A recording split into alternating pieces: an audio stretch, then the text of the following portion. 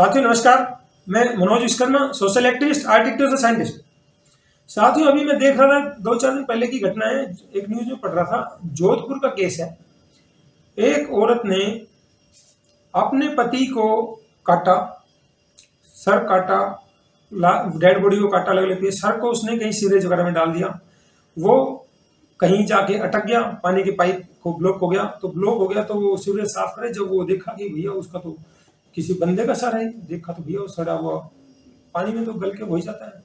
उसने उसकी dead body के टुकड़े करके मिक्सी में पीस कर कुत्तों को खिला दिया।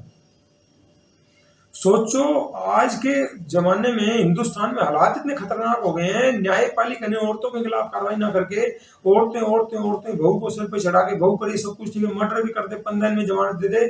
जो बच्चों को मार रही है अलग अलग तरीके से, आप जो रोज केस देख रहे हो, नीले ड्रम में उसके टुकड़े, डेड बॉडी के टुकड़े प्रेमी के साथ मिलकर मारती है और उसके डेड बॉडी के टुकड़े करके नीले ड्रम में सीमेंट और कंक्रीट बना के डाल देती है। तो इतनी खतरनाक जो केस हो रहे हैं, मतलब खतरनाक अपराध कर रही महिलाएं, ये क्यों हुआ कि न्यायपालिका ने जानबूझ के औरतों को बचाया? क्योंकि उनका तो दुकान चल रही ना, उनको तो पैसा कमाना है। अब औरतों को लग गया कि भैया हम तो कुछ भी कर ले, हमारा तो कुछ बिगड़ना नहीं। उनके माँ बाप को भी यही लग गया, सरपंच प्रधान तो इस मामले एक्सपीरियंस हो जाता है। तो ये अपराध ऐसे खतरनाक लेवल पे जा रहे हैं, भाई साहब दिमाग खराब हो गया। मैंने कहा इतनी हिम्मत आ गई बंदे में, ये कैसे दिमाग में आया कि मिक्सी में पीस के और उनको डेड कुत्तों खिलाना है। तो भाई साहब हालात बड़े खतरनाक हो गए हैं। ये अलग अलग जो केसेस आ रहे हैं, पहले तो केस आते नहीं थे लाइमलाइट में, और आते हैं तो उसमें सारा आरोप आदमी के खिलाफ हो तो भैया सारा मीडिया भी तैयार हो जाएगा। उसको जो दहेज की विरोधी पोस्को के झूठे केस लग रहे हैं, उसने कुछ किया ही नहीं, उसका सीधा केस दर्ज कर दिया, मिलकर षड्यंत्र रच के उसको आरोपी बना दे। कोई बंदा सुने अच्छा छोटी बच्ची के साथ ऐसे करता है, बलात्कार कर, कितना गंदा आदमी, बलात्कार जैसा काम करता है छोटी बच्ची के साथ। सारे कमजोर तबके के लोगों को फंसाया जा रहा है भाई साहब। तो इसका समाधान क्या है भाई साहब? थोड़ा सावधान रहो। आजकल पोस्को के ऐसे केस चल रहे हैं। मैंने केस देखा था, एक बंदा था वाल्मीकि परिवार से, तो 17-18 साल का बच्चा था, वो कहीं मंदिर में सफाई करता था। उसकी सगी बहन से उसके भाई पर और उसके सगी माँ पे आरोप लगा दिया, पोस्को में 7 साल की सजा कर दी। मैं उससे मिला था, मेरा दिमाग हिल गया। मैंने कहा ऐसे सगी माँ पे भी आरोप लगा दिया, बाप पे तो आरोप लगाना बड़ा आसान है। सगे भाई, जो सगा भाई सोच भी नहीं सकता, बाप अपने बेटे साथ सोच भी नहीं सकता, सोचो उन पे आरोप लगाया। और जज ने भी 7 साल की सजा कर दी सीधी। सोचो नॉर्मल सा परिवार था, 2.5 लाख रुपए वकील ने लिए, और वकील ने जब केस फाइनल होने का देखा हारेगा, सजा होगी, तो भाई साहब पीछे हट गया। उन्होंने कोई और वकील करा, वो केस तो लड़ लिया उसने, लेकिन क्या कि वो केस हारने का आरोप लगा एक कमजोर तबके के वकील पर, और जिसने 2.5 लाख रुपए लिए वो बंदा साफ हो गया, 2.5 लाख रुपए ले गया। और सोचो एक नॉर्मल परिवार के लिए, जो बंदा छोड़ा बना करके 5-7 हजार कमाता, उसके लिए 2.5 लाख रुपए कितनी बड़ी चीज होती है। तो भाई साहब बहुत खतरनाक सिचुएशन हो गई है। शादियां करना बंद करो। अभी एक बेचारा बता केस में बंदे अंदर डाल दिया, वो पुलिस ने, तो क्योंकि अंदर डालने पर तो फिर उनके पास और गैंग चलते ना, फिर पुलिस के थ्रू टॉर्चर करवाते हैं जेल के अंदर, तो वो बंदा मर गया। तो ये खतरनाक जो चीजें हो रही है ना चारों तरफ, जेलों को जो घटा, और न्याय की उम्मीद में आ रहे हैं, कोर्ट में न्याय नहीं मिलेगा बिल्कुल, ये बहम में छोड़ दें। तो सोचो जो लोग टपका आते हैं हाथ क्या, तो वो फिर भी ठीक है, क्या की बुराई ना बढ़े। लेकिन क्या है कि लोग समाज में इतने डर गए कि कमाने, उसको कैरियर का टाइम है, उसको कमाना है, उसके सारे फैमिली के नाम लिख देते हैं, अब वो बेचारा करे तो क्या करे। एक मर्डर डकैती में तो आसान इसलिए कि सिर्फ मर्डर डकैती करने वाले का नंबर आता है, उसको जेल जाना पड़ता है, उसको सजा दी। यहाँ तो क्या, जिसमें आरोप लगा तो बहन पे आरोप लगा, तो माँ पे, उसके साथ जेठ सास ससुर के सिर्फ आरोप लगा दो, इसने ये करा, रेप करा जी, रेप में इन्होंने मदद की है, खेल खत्म।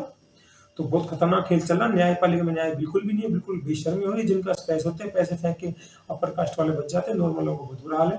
तो ये मैं आपको इसलिए बता रहा हूँ कि भाई साहब जो माँ बाप कहते हैं कि शादियां कर लो, सारी बहुएं ऐसे थोड़ा होती, सबके ऐसे थोड़ा होती है। तुम्हें रखने नहीं आई उसको, भाई साहब माँ के टाइम में केस नहीं होते, इसलिए उनको उस दर्द का एहसास नहीं है। और उन लोगों का देखा है मैंने, जो बंदे मतलब जिनके घरों में केस हो गए, उन्होंने केस देखा, उसके बावजूद माने नहीं था किसकी गलती होगी, लड़के की। तो जो बंदे 20-30 हजार से ज्यादा कमा रहे हैं, उनकी सबका खतरनाक सिचुएशन में जी रहे हैं। क्या है कि दूसरी पार्टी ने सिर्फ आरोप लगा, नहीं उसकी नीयत कब फिर जाए, कब कौन उसको लालच चुग्गा दिखा दे। उसने तो आरोप लगाया, उसके बाद तुम्हारे पास बचने का रास्ता नहीं। तो बचने का रास्ता ये कि फिर मरो, कोर्ट सुनेगा नहीं, पैसे लाओ, और एक के पास पैसे नहीं, कैरियर बर्बाद हो जाए, कोर्ट के पैसे ला कहीं से भी, कहीं से पैसा ला, भीख मांग, चोरी कर। कोर्ट का काम क्रिमिनल पैदा करना था ना, लेकिन क्या चोरी कर खिलाफ सजा 1 महीने की, उसमें 6-6 महीने रोक रहे हैं। ऐसे ही भेज देना अपराध, उसमें कार्रवाई नहीं करेंगे, लेने में बिना दिए उस पर झूठा आरोप लगा तो उसको सजा कर देंगे। तो साथियों बहुत खतरनाक खेल चल रहा है। न्यायपालिका से न्याय की उम्मीद न करो, इस समय बहुत खतरनाक दौर चल रहा है। तो न्याय बिल्कुल नहीं मिलेगा, ये सोच समझ लें। और जो लोग सोच रहे हैं प्यार मोहब्बत के चक्कर में लड़कियों की इसबाजी में चल रहे हैं, भैया तुम जो खुश हो रहे हो ना, वो तुम्हारे से पैसे मिल रहे जब तक करे, जैसे ही हल्का सा हुआ उसने आरोप लगाना, वो घूमते रहना, तुम्हारे को सीधा अंदर ठोक देंगे, उसके बाद जिसकी औकात नहीं मजे लेगा, फिर तुम्हारे पास बचने का रास्ता नहीं है। तो एक ही समाधान है, शादियां मत करो, औरतों से बच के रहो, इनको मुंह मत लगो, ट्रेन बस में भी जाते हैं इनके पास मत बैठो, क्योंकि इनको लगे हमारा कुछ बिगड़ना नहीं है। ये खेल किसने रचा? न्यायपालिका ने। न्यायपालिका का काम न्याय तो देना था ही नहीं। वो तो ये देखते हैं हमारे कस्टमर कैसे हैं, हमारी कमाई कैसे बढ़ी। जजों के बच्चे प्रैक्टिस करते हैं हाई कोर्ट में, नीचे के कोर्ट में, ऊपर वाले कोर्ट में। अगर जज का बच्चा आपने वकील कर लिया, इसका रिश्ता वकील कर लिया, आपको जिस केस में चाहिए उसमें जवाब मिल जाएगी।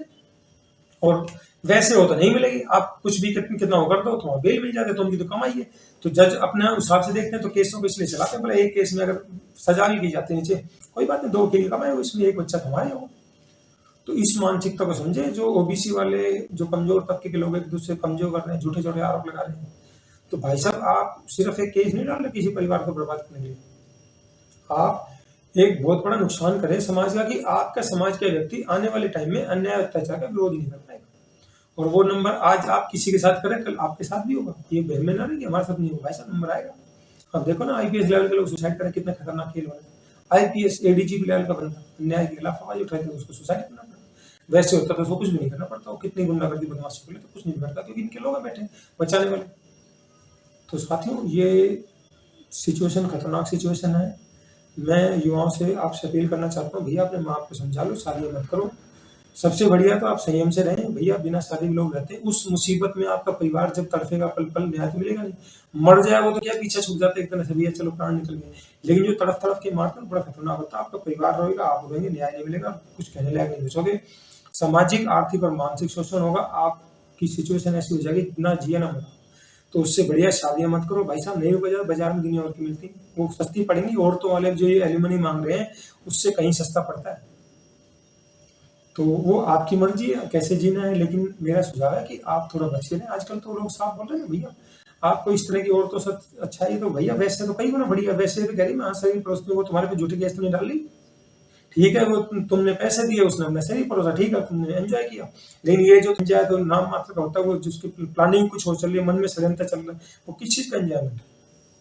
तो भाई साहब एंजॉयमेंट नहीं, शादी के नाम पर बहुत भयंकर शोषण होगा। आप शादियों से बचें, शादियों से बचकर ही इस गैंग से बचा जा सकता है। और माँ बाप को समझाएं, क्योंकि माँ बाप के दौर में केस नहीं होते तो उनको उस गहराई का नहीं पता है। मैंने बहुत से लोगों को देखा है, बाद में रोते हैं, भाई साहब रोते इसलिए, रोए जाओ अब रोना क्या, अब तो फंस गए। और वो गैंग है, वो आपको फंसा के मानेगा, क्योंकि फंसाने से आप उनकी कमाई होती है। 10-15 लाख रुपए एक परिवार के खर्च होते हैं, शोषण होता है, घर बिक जाते हैं, जमीन बिक जाती है। तो वो सिचुएशन आएगी, तो इससे अच्छा भैया अपना सुखी रह लो, आराम से रह लो, अकेले रह लो। मेरे कई जानकार हैं जिन्होंने शादी नहीं की। मेरे एक दोस्त है, वो एडिटर है, वो अपना एनजीओ चलाता, उन्होंने भाई साहब शादी नहीं की, 50 साल करीब उम्र, अच्छे परिवार से थे, सब कुछ था। एक और मेरे जानकार भाई साहब, उनके घर में उसका भाई था, दिल्ली पुलिस में लगा, तो उसकी भाभी जमींदारों के थे वो। तो भाई साहब वो भैंस का दूध निकाले, दूध की बाल्टी में गिर गए। फिर उसके बाद में कहीं और नौकरी लगी, उस हालात देख के उस बंदे ने शादी नहीं की, महाराज बन गया। तो मैं देखता हूँ कि वो लोग सुखी कोर्ट कचहरी में रोज रोज शोषण हो गया, तुम्हारा उससे बढ़िया तो ये शादी मत करो। तो साथ ही मैं समझता हूँ, मैंने इस मुद्दे पे आपको जागरूक करने का प्रयास किया। अगर मेरे इस वीडियो से कुछ लोगों को भी समझ में आ पाई बात, तो मैं समझता हूँ मेरा प्रयास सफल हुआ। आपको हमारे वीडियो में कोई भी कमी लगती है, इंप्रूवमेंट लगता है, सजेशन लगता है, आप हमें कमेंट सेक्शन में जाके जरूर बताएं, ताकि भविष्य में हम जो भी जानकारी लेकर आपको बेहतर से बेहतर जानकारी दे सके। धन्यवाद, जय हिंद।